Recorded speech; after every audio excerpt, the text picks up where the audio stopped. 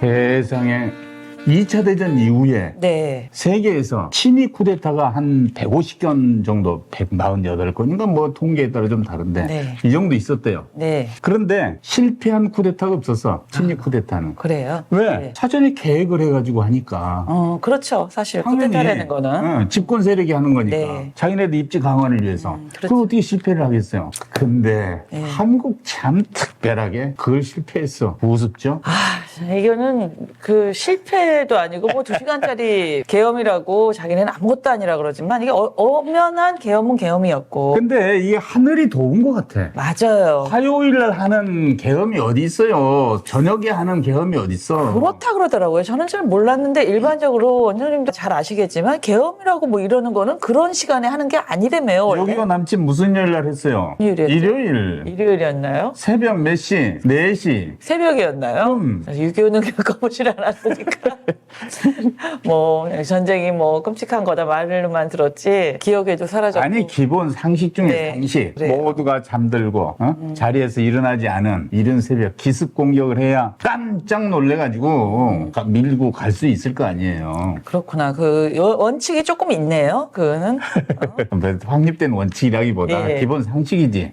그런데 이게 정말 뭐가 이렇게 도왔나. 이런 날짜를 선정하고 시간을 선정하는데 그거는 제가 그냥 일반인으로 보더라도 정말 하늘이 도운 것 같아요. 이번에 조금씩 밝혀지는 게 보니까 저도 조금 관심 있게 이렇게 헌재 지금 탄핵 소추 의원이랑 이렇게 피청구인으로 나온 윤석열 대리인들하고의 얘기들을 굉장히 저도 관심 있게 보는데 우리나라가 지금 어떻게들 이렇게까지 왔나 하는 마음에 지켜보고 있는데 그게 성공을 했으면 큰일 날 뻔했더라고요. 그러니까 막 그 털이 쭈뼛쭈뼛 맞아요. 저도 그래요. 저는 처음에는 그냥 뭐 이게 뭐 2시간짜리 계엄이 뭡니까 어쩌죠. 그래서 그런가 이런가 이렇게 지켜보다가 이 여러 사람의 말로 정황을 볼 때 나름대로는 계획을 했던 거예요. 나름 정도가 아니고 치밀했어요. 갈수록 태산이야. 점입 가경. 정말 우리나라 국민들이 막아준 거예요. 어떻게 보면 정말 그 앞에서 그 군인들을 다 막고 국회에 진입하도록 막 담 넘고 국회의원들 할 수 있는 만큼 다 시민들의 도움으로 이렇게 정말 실패한 계엄이 되는 바람에 우리나라가 다시 일어설 수 있는 상태가 된 것 같아요. 그러니까 한국의 그 육사 출신 장군들이 어떻게 정신머리가 그래가지고 3번씩이나 쿠데타를 하고, 응? 그 나치 독일의 히틀러 옆에서 괴벨스 같은 사람들, 너무... 1인자를 위해서 서비스 마음껏 내놓고 2인자로 숨어서 조종수 역할을 하는 이런 생각을 했던 거 아닌가. 정치 군인들이 너무 많았던 것 같아요. 이번 정부에 지금.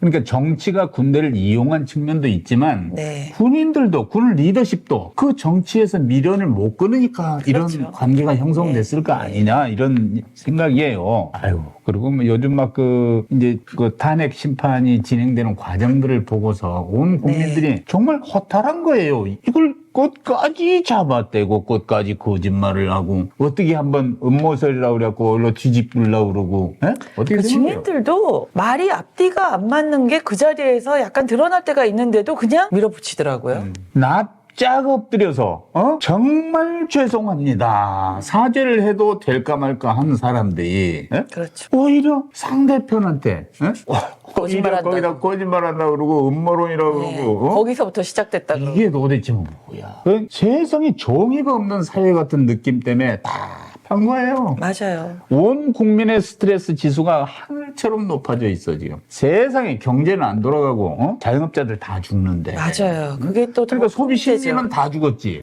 정말 그 2시간 사이에 얼마나 많은 거를 국민들이 잃었는지를 왜 가늠을 못하고 나오는 말이. 겨우 2시간?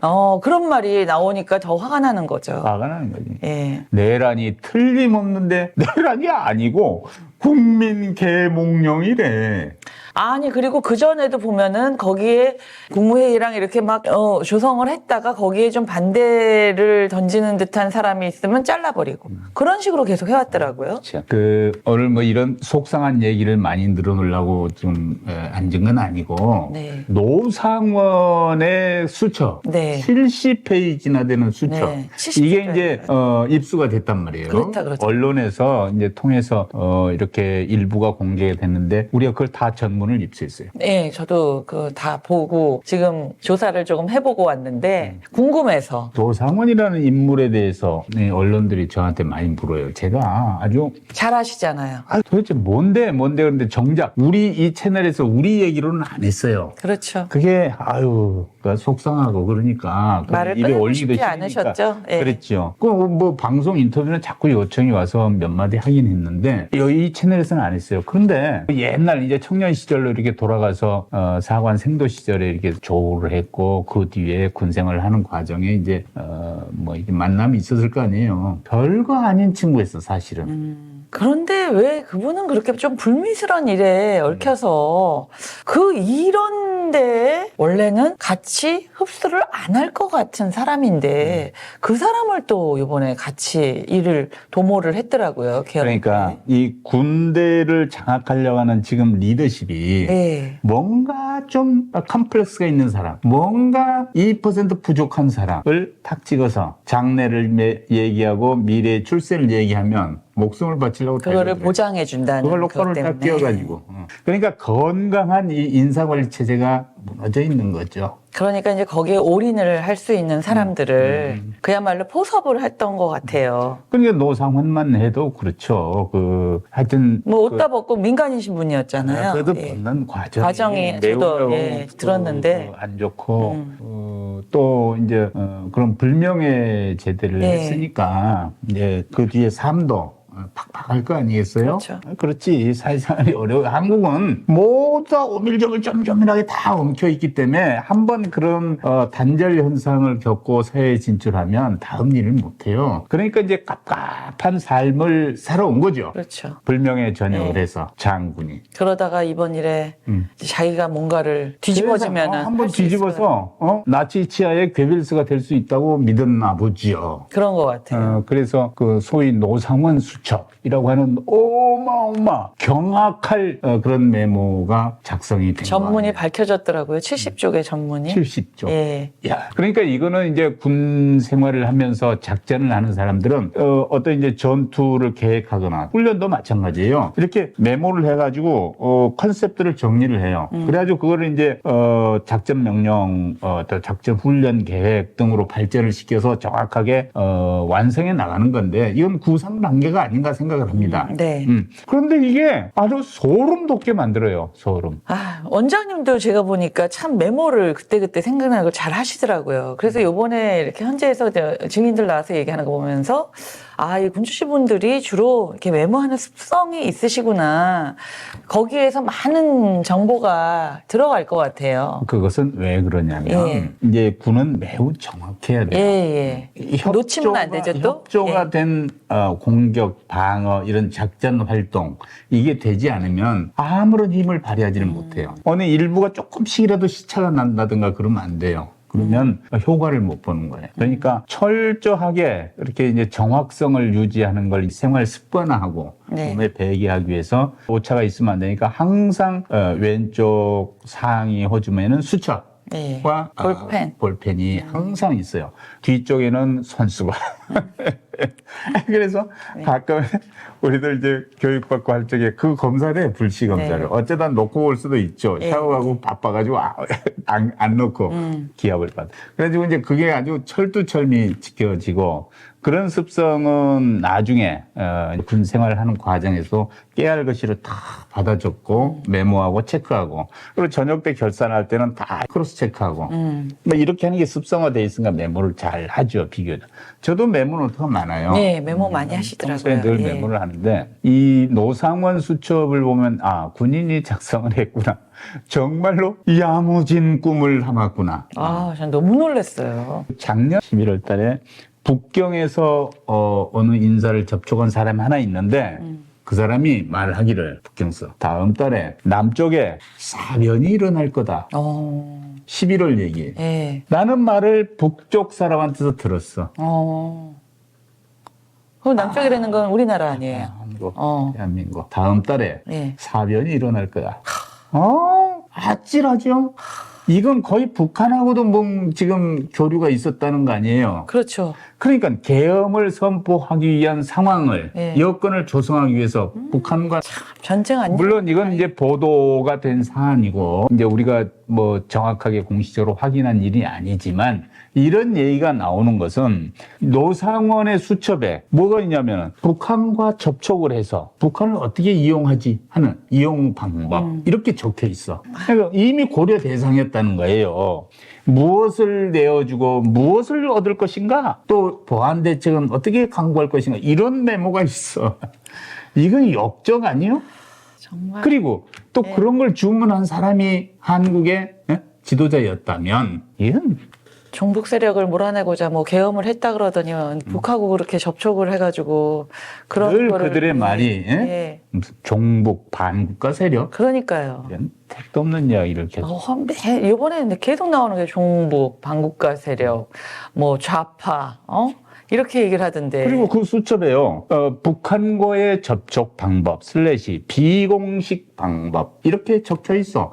그러니까 머리에 많은 고민을 하고 있었던 거예요. 북한과 접촉을 해야 되고 비공식으로. 비공식 접촉점은 어디로 할 것인가. 그도 그럴 것이 11월 달에 몽골에서 북한과 접촉하다가 몽골 방첩기관에 적발된 우리 요원이 있어요. 이미 신문에 많이 났지. 요원이 있어. 척커덕하고 그 잡혔네 몽골에서. 우리가 난리가 났지. 그래서 우리 당국이 급히 달려갔어. 네. 날아가서 미안 우리가 운영하는 요원이니까 좀 봐주시오 해가지고 부탁해서 빼왔어요. 누구죠? 요원이 2명이 2명이나 있었어요? 우리 정보사에. 그러면 저는 몰랐네요. 몰랐죠. 네. 이런 얘기들이 네. 뭐가 쫙쫙쫙 톱니바퀴처럼 네.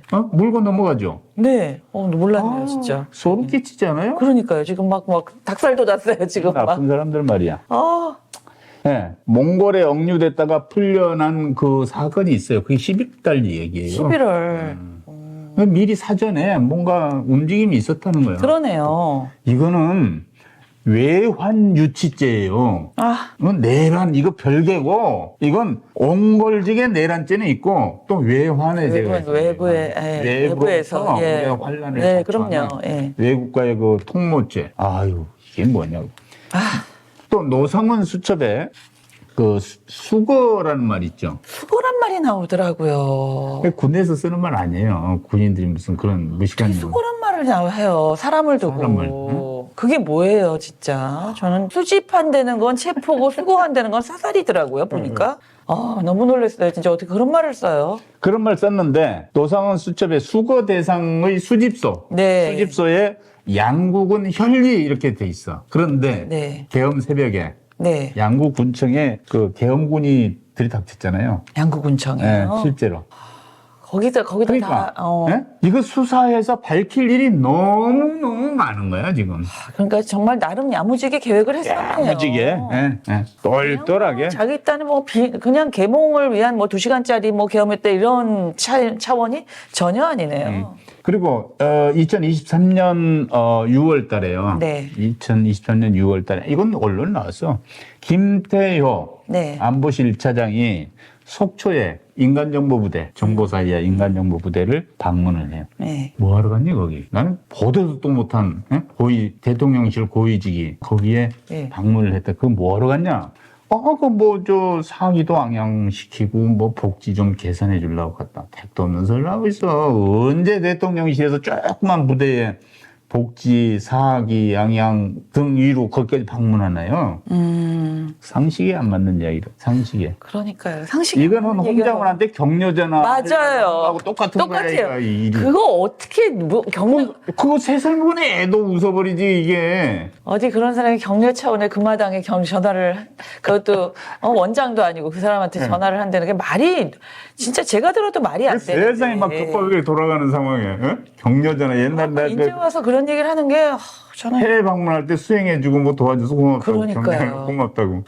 그러니까 이 정부는 정말로 치밀하게 예. 애초부터 뒤집어 엎어버리려고. 북한이랑 다 그러니까 뒤집어 엎어서 뭘 만들려고 했나 하는 게 이번 노상훈 수첩을 딱 보니까 이제 답이 나와. 다 나왔네요. 어떻게? 거기에. 완전히 한국을 고립시켜서 예. 뒤집어 엎어서 그리고 반대하는 모든 세력을 죽이고 없애고 말살하고 쓰고 소멸시켜가지고 나의 왕국. 그렇죠. 본인들의 권력을 극대화시키기 위해서 이렇게 전 국민을 기만하고 이 모든 왕국을 거를 건설하겠다. 자기 편이 되는 사람들과 도모를 했던 거네요. 그리고 아름답고 뭐 덕이 있고 뭐 이게 충성하고 이런 아름다운 왕국이 아니고 독재, 서슬퍼런 독재왕. 영화를 너무 많이 보셨나? 아니 지금 이런 시대에 그거를 어떻게 기획을 했지요? 저는 기획을 시켜보니 됩니다. 이렇게 또 보고가 갔겠지. 아니, 가능합니다. 세상에 총선을 해가지고 무슨 국회의원들 뽑아서 입법을 해갖고는 안 되니까 그게 노사훈 수첩이 나왔다니까. 네. 총선 후 입법으로 집행하는 건 쉽지 않다. 그러니까 싹을 확 제거해 근원을 없애야 된다. 이렇게 하고 있어요. 그거 써졌어, 수첩에. 첫 페이지 문장에. 제가 읽어드리죠. 총선 후 입법으로 집행하는 건 쉽지 않다. 실행 후, 즉 쿠데타 실행 후 싹을 제거해서 근원을 없앤다. 네. 이게 수첩 첫 페이지의 문장으로 써놓은 거예요, 문장은. 야, 딴 데는 개조식 막 이런 데 문장으로 딱 이렇게 개념을 쌓아. 싹을 잘라버린다. 싹 없애겠다는 거야. 본인의 그동안의 한을 그냥 거기서 다 풀으려고 이제 차기 대선에서 싹을 잘라버리는 방법을 썼는데 대선에 대비해서 모든 좌파 세력을 붕괴시킨다. 좌파 세력뿐이 아니죠, 전 국민에 대해서도 뭐 막 출국 금지를 시키려고 대한민국을 그러고. 수학으로 만들어 놓고 예.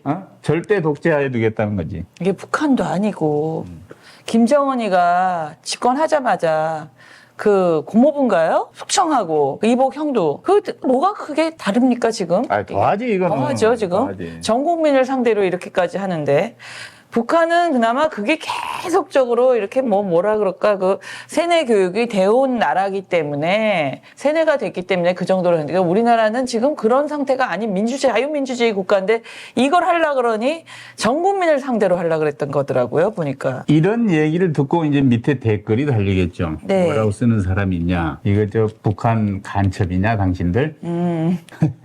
근데 조직이 있더라고. 그렇게 보시는 분들도 정말 있더라고요 보니까. 아주 원대한 독재 국가의 그림을 구체적으로 그려놨습니다. 70페이지에 그러니까 이거는 다 드러난 건데 그렇죠? 이게 비상대권, 통일대권, 절대 독재 이렇게 가겠답니다.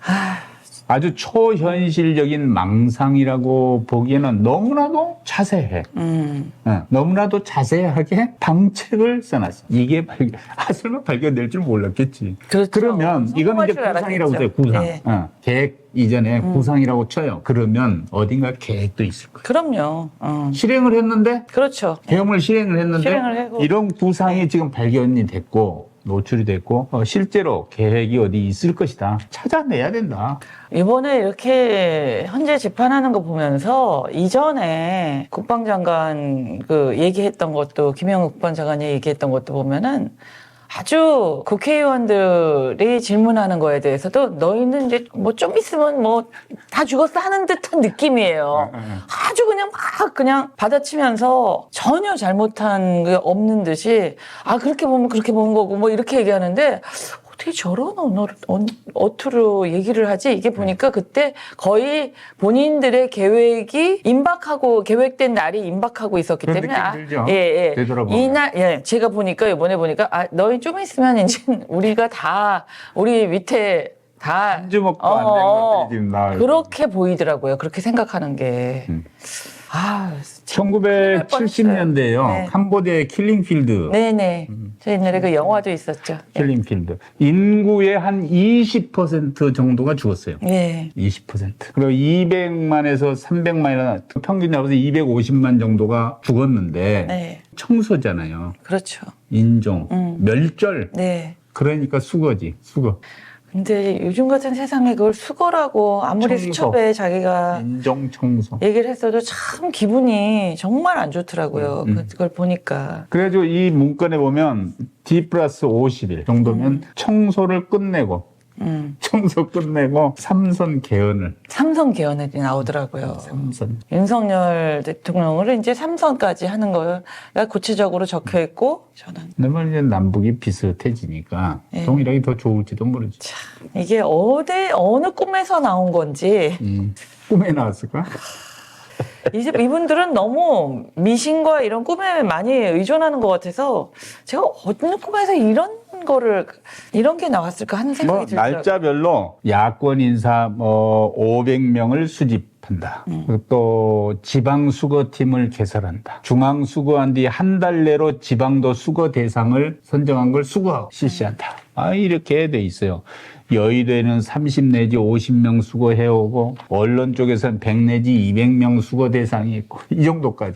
보니까 각계각층을 다 대상을 했더라고요. 두루. 뭐 판사들도 있고, 기자는 물론이고. 네, 언론인들. 구체적인 이름을 쭉 나열을. 구체적인 이름도 나오더라고요, 정말. 정말 아찔합니다. 또 종교단체, 정의구현사재단, 퇴진운동재단, 불교, 기독교, 대진교, 연합회, 그리고 본인들과 이만큼의 접점도 없을 것 같은 사람도 등장해서 그거를 파헤쳐보면 옛날에 자기네들한테 협조 안 했던 거, 그 근거가 나온 거. 근데 차범근은 왜 들어가? 그러니까 제가 지금 차범근 씨 얘기한 거예요. 제가 얘기할 기가 뭐해서 지금 말을 못하고 있는데 제가 차범근 씨 이러면서 이분은 도대체 왜 넣지? 그랬더니 그 옛날에 조국 수사에 대해서 탄원서를 내고 반대 입장을 그렇게 펼쳤더라고요. 조국 일가를 좀 구제하라 하는 그때 그 편에 섰다고 해서 밑보인 이러고 있다가 요번에 명단에 넣었더라고요. 보니까 그거밖에 없대요. 접점이. 차범근 씨 정말 당황하셨겠어요. 그러게. 그 옛날에 우리나라에 얼마나 그 외국의 차범을 일으키면서 국민들에게 큰 기쁨과 희망을 주셨던 분인데. 근데 오 교수님 긴장해야 돼요. 왜요? 지금 우리는 이 방송 네. 이후에 아직 안 끝났거든. 네. 내란이. 이게 지속되면 우리는 A급에 들어가요. 그래요? A급 그룹, A급에 쫙 나열돼 있어 지금. 근데 거기는 어떻게 하냐면 포승줄을 활용해서 네. 묶어가지고 네. 그래서 수집소로 가게 돼요. 갑자기 겁이 확. 내일 안 끝났잖아요. 그래. 이거 내란 쿠데타 아니라고 하는 세력도 네. 있고. 아직 그렇죠. 예, 있더라고요. 그리고 뭐 지금 보잖아요. 막 서부지법 거기도 막 난리치고 지금 또 깜짝 놀란 게 광주에서도 탄핵 반대 시위에 그렇게 많은 인파가 몰렸다는 거는 광주니까. 그렇다고 거기에다가 해야지만 이게 다 사람들이 눈여겨보니까 그러면서 지금 탄핵 반대와 내란죄 아니라는 거로 몰고 가려고 하는 거를 저도 보고는 있는데 근데 이게 그래서 저는 그래요. 제대로 비판을 할 수 있는 사람이라면 이건 과연 그렇게 볼 수 있을까요? 탄핵을 인용하지 않을 수 없을 것 같아요. 저는 이게 누가 봐도 그게 상식인데. 그게 상식이에요. 그게 사실. 상식인데 이렇게 버티는 건 뭐예요? 그게 정말 비상. 그리고 이렇게 국민의 생명 이거를 그냥 꼭 째고 다 자르려고 한 이 시도를 내란도 아니고 국민 계몽령 수준으로 잠깐 경고하려고 했던 거라고 나서서 얘기하고 있는 인간들. 오늘도 국회에 서서 막 외치고 한 사람들. 이거 나중에 그 무슨 책임을 물을 수 있을지 모르겠지만 지금 정치를 하고 있는 거예요. 그런 사람들. 지지 세력을 향해서. 근데 보수든 뭐 진보든을 떠나서 사람은 잘하고 잘못된 거에 대한 올바른 판단을 하고 비판을 할 줄 알아야 될 것 같아요. 어느 한쪽만 몰려서 그쪽만 바라보고 있는 거는 그건 정말 아니기 때문에 저는 보수인 사람도 사실은 연세 드신 분들이 보수가 많잖아요. 태극기 집회도 워낙 연세 드신 분들이 많이 있고 하면서 저도 저희 어머니 친구분들이나 뭐나 보수층이 많은데 그분들조차도 이번에는 정말 이거는 아니라고 얘기를 하시더라고요. 그러니까 그렇게 합리적인 어떤 생각을 하고 비판도 하고 그 합리적 보수든 합리적 진보든 이렇게 볼 수 있는 시각이 있어야 되는데 어느 한쪽만 몰려서 이거는 이렇기 때문에 나는 아니다로 몰고 가는 거는 그건 아닌 것 같아요. 그래서 이번에 지금 헌재 재판이 매우 지금 어떻게 나올지 지금 주목을 끌고 있는데 뭐 잘 지금 판단하시겠죠. 여러 가지 다. 난 고마운 것 하나 있더라고. 네. 목욕 안 하고 지내기 굉장히 힘들었는데 네. 그 수용소에다 목욕은 하고 또 메모를 해놨더구만. 목욕은? 시킬까 말까 생각했나 보지. 그것까지. 군의관도 넣고. 나름대로 배려를. 네. 나름대로의 배려를 또. 그런 네. 배려도 했더라고. 식사는 어떻게 시키나. 메모에 식사는 어떻게 시키나. 목욕은 물음표. 군의관. 야무지게 계획을 세웠네요. 야무지게. 그리고 아침부터 저녁까지 일과는 어떻게 진행하나. 이런 메모. 노상원 씨는 제가 이런 메모가 아니어도 그 전에 무엇 때문에 불명예 제대를 하고 그간에 어떻게 지냈던 거를 이제는 웬만큼 국민들이 다 아시잖아요. 무속인으로 하고 지냈던 거를. 아니 그런 분이 어떻게 이 계엄을 하는데 이분을 끌어들여가지고 저는 이 지식층으로서 정치를 하셨던 분들이라면 사실은 정말 이래서는 안 됐을 것 같은데 이분을 끌어들여서 이렇게 70쪽 노트를 작성하게 해서 계획을 세우고 했던 거 보면 전 다 똑같다고 봅니다. 지금 똑같은 층이라고. 노사원이 10월에서 11월 그 사이에 국방부 장관 공관을 20번인가 들어갔어요. 긴밀하게 논의했다고 봐야지. 그래가지고 보니까 또 무속인을 찾아가서 본인이 김용현 씨에 대해서도 그렇게 물었다 그러더라고요. 그러니까 내가 이게 배팅해도 돼? 예, 이분이 나를 배신을 안 할 건가요? 뭐 이런 거에 대해서 굉장히 많이 물었다 그러던데요. 그러니까 본인도 본인 살 길이 제일 중요했던 거죠, 사실은. 공관에 22번 방문을 해서 그렇게 상의를 한 결과가 이런 그 메모일 텐데 김용현의 생각, 김용현의 질문, 김용현의 요구 이런 것도 반영이 됐다고 봐야겠죠. 그렇죠. 그리고 이제 그 구체적인 시행안을 작성하는 책임을 맡았는데 지금 일제 함구하고 묵비권을 행사한다고 그래요. 정말 아찔합니다. 그런데 아주 특이하게도 그 초급 장교 때부터 네. 아주 특이 행동을 했어요. 이렇게 뭐 가림막을 해놓고 무슨 도사 자기가 스스로 칭하고 그러니까 그런 기질이 자기- 워낙 있었던 분 같아요. 말도 없이 뭔가 그 눈빛으로 보면은 조금 좀 서늘한 기분이 좀 돈다고 할까? 이렇게 친화적인 얘기 이런 게 없고 그렇게 말이 또 많은 것도 아니었어요. 그러니까 이게 그 심리적으로 뭐가 좀 이상 징후는 갖고 있었다고 보긴 하지만 그렇다 그 이상 때문에 그런 건 아니에요. 확실한 거는 출세력이지. 뭔가 세상을 잡아보고. 그랬던 사람이 이제 불명예 제대하고 민간으로 있다 보니까 여기에 동조하면은 자기가 진짜 이게 성공해서 내가 한 자리 할 수 있겠다 하는 야무진 생각을 하셨겠죠. 그럼요. 네. 그럼요. 영원히 이제 나의 그 왕국이 도달한다고 믿었겠죠. 끔찍한 일이에요. 이번에 정말 우리 국민들과 모두 합심해서 이게 불발로 끝나기를 너무 다행이지 정말 큰일 날 뻔했어요. 생각해보세요. 수거 대상으로 최소한 뭐 한 10,000명 정도가 이제 수거가 됐어. 폐군함에 실어서 백령도, 연평도, 울릉도 어디로 막 분산 배치하다가 중간에 배를 폭발시켜버리고 바다에 수장시켜버리고 와. 이런 구상을 했다는 거 아니에요? 그것도 또 그 문재인 정부 때 이렇게 정치적으로 입문하신 분 아니에요. 윤석열 대통령이. 그 문재인 정부 때 문재인 대통령이 이제 중앙지검장부터 시키기 시작하셔가지고 그랬던 그분이 문재인 대통령을 그 명단에 넣고 그게 저는 아무리 뭐 지금 내가 집권자가 돼서 뭐 나를 반대하는 사람이 되었다 내가 은혜를 입었던 사람이 그래도 이 대상에 넣는 건 정말 아닌 것 같아요. 그런 거와 첫 번째 그런 명단에 있다는 얘기 듣고 정말 깜짝 놀랐습니다. 저도. 갑갑하죠? 가슴이 서늘해져요.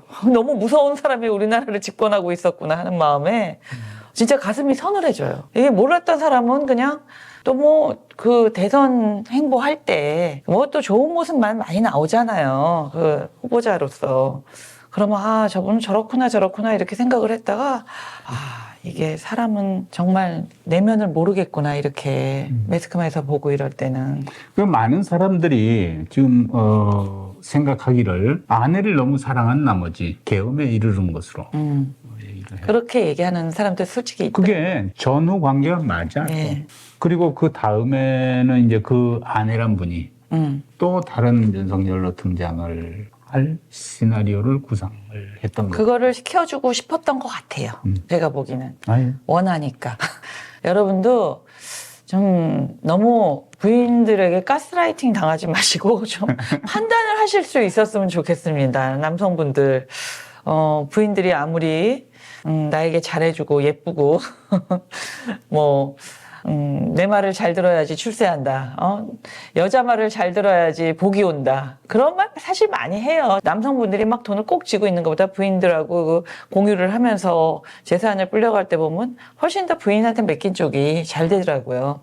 그런 거는 모르지만 사실은 저는 그래요. 또 큰 머리나 큰 일을 하는 거는 사회생활을 많이 해본 남성분들이 조금 더 강하다고 생각합니다. 그런데 그걸 너무 여자한테 너무 맞춰주기 위해서 사실은 여자한테 맞춰줘도 되지만 이런 나라를 맡은 지도자라면은 내 남편이기 전에 국민의 지도자, 뭐 여자도 마찬가지예요. 내 부인이기 전에 우리나라를 생각하는 어머니 같은 존재.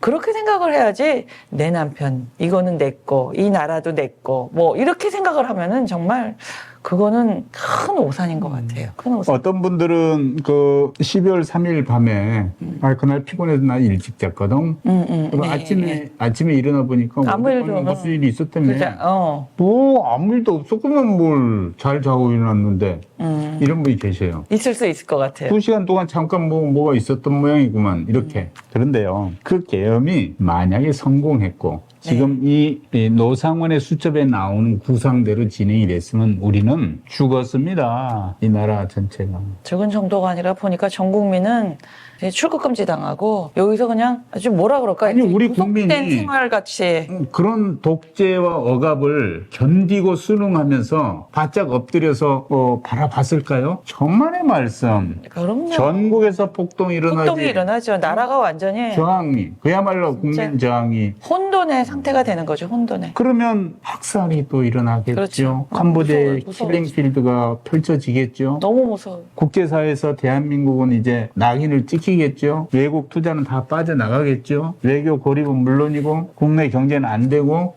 음하고 휘둘러대는 독재의 칼날 앞에서 사람들은 죽어 넘어가겠죠. 이랬던 건데 그냥 뭐 2시간 동안 잠깐 소란이 있었던 모양이구만. 이건 아니죠.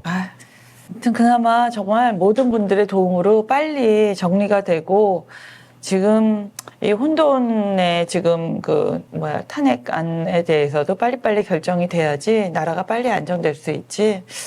저는 이게 진짜 어떻게 보면은 한 사람 때문에 시작은 된 것 같은데 있어야 될 자리가 아닌 곳에 잘못 앉혀진 사람인 듯 싶어요, 요즘은. 사람은 왜 자기 몸에 맞는 옷을 입어야 된다고 하잖아요. 뭐 내가 진짜 요만한데 이만한 옷을 입거나 이만한 사람이 요만한 옷을 입거나 그러면은 그게 정말 자기한테 적합한 옷이 아니죠. 아무리 내가 비싼 돈을 주고 사도. 잘잘못을 좋고 나쁘고를 떠나서 깜짝 놀라고 참 저분은 참 운이 좋구나 했던 게 정치 입문을 대통령으로 하는구나 이런 생각에 와 저게 괜찮을까 이런 생각을 했던 기억이 나요. 저도. 그런데 2년 정도 반을 돌아왔으면 어느 정도는 이제는 많은 거를 학습하시고 나라를 잘 이끌어갈 준비가 돼 있지 않았나 저는 이런 생각을 했는데 오히려 퇴보하는 나라를 만들려고 했던 거를 생각해 보면은 이게 정말 잘못 선택했던 거구나 우리 국민들이 함께 반성합시다. 그런 생각밖에 안 들더라고요. 우리가 이제 증오하는 마음으로 미워하는 마음으로 이제 이런 그런 게 아니라 하면 안 되고 우리 나라를 위해서 안타까운 정말요. 마음으로 반성하는 마음으로 이게 어차피 우리의 선택 아니었습니까? 그러니까 온 국민이 지금이라도 정말 겸허하게 우리 역사 진행을 반성하고 이제 정신을 차려야죠. 그렇죠. 이번 기회에 우리나라를 좀 더 사랑하는 마음으로 이게 정말 진정한 리더십을 갖춘 이런 분이 있어야 된다고 저도 이번에 정말 다시 한번 느꼈습니다. 계엄을 선포하는 날 피를 토하는 심정으로 그 선포했던 게 너무 놀랐어요. 우리 지금 피를 토하는 심정으로 그분들 정말 규탄하고 바로 잡아야 된다고 지금 말씀드리는 겁니다. 여의도에서 멀지 않게 있던 아들이 막 헬리콥터 소리가 난다는데 얼마나 놀랐는지 저 걱정했던 거 생각하면 말도 못해요, 진짜. 그런 건 다시는 겪고 싶지 않습니다. 예. 이제 정리를 잘해야 되는 게 우리 이제 문제예요. 그리고 그렇죠. 이제 정말 이 내란은 아직도 진행 중이고 들여다봐야 될 게 굉장히 많은데 그 잔존 세력들이 그냥 곳곳에 남아가지고 또 다른 획책을 할까봐 두려운 거예요. 두 번, 세 번 하면 되지 뭘. 이거 그대로 금과 억조라고 생각하고 받아들여서 지금 또 다른 엉뚱한 망상에 젖어 있는 사람들이 있을 수 있다니까요. 있을 것 같아요. 왜냐하면 이렇게까지 이렇게 수첩에 70쪽이나 되는 수첩에, 노트에 이렇게 빼곡하게 적혀 있는 거 보면은 이게 사실은 지금 구속된 사람들 외에도 외부에서 지금 많은 일을 지금 시행하고 있는 사람들이 있을 것 같아서 모두 다 우리나라를 위해서 다시 한번 그야말로 경각심을 가지고 들여다볼 수 있는 그런 계기가 됐으면 좋겠습니다. 아유. 원장님은 또 워낙에 군 출신이어서 너무 많은 분을 알고 계시고 지금 너무 어떤 식으로 돌아가는지를 알고 계시니까 더 화가 나시는 것 같아요. 지금 사실은 아직 아무런 제재도 안 받고 현직에 그대로 앉아서 지금 직무 배제도 안 당하고 있는 사람들이 너무 많아요. 협조하고 협력했던 사람들. 위험하겠죠. 위험하죠. 그런데도 살얼음같이 우리는 지금 걸어가고 있는 겁니다. 정말 기도하는 마음. 기도해야 아무튼 이제 우리 국군이 우리나라에 함께해서 맞아요. 정말 잘 이런 국난을 극복해 나갈 수 있으면 좋겠다 생각합니다. 그러니까 여러분도 지금 우리나라를 위해서 뭘 할 수 있을까 한번 좀 생각하시고 좀 더 빨리 안정시키도록 개개인이 모이면 또 큰 힘이 되니까 이렇게 좀 늘 지켜봐 주시고 관심 가져주시고 또 응원할 수 있었으면 좋겠습니다. 고맙습니다. 2천만 채널을 통해서 앞으로도 정치와 군사가 접합하는 부분에 관한 이런 많은 이야기들 꾸준히 나누려고 합니다. 함께해 주시고 또 성원해 주시면 고맙겠습니다. 감사합니다. 네, 감사합니다.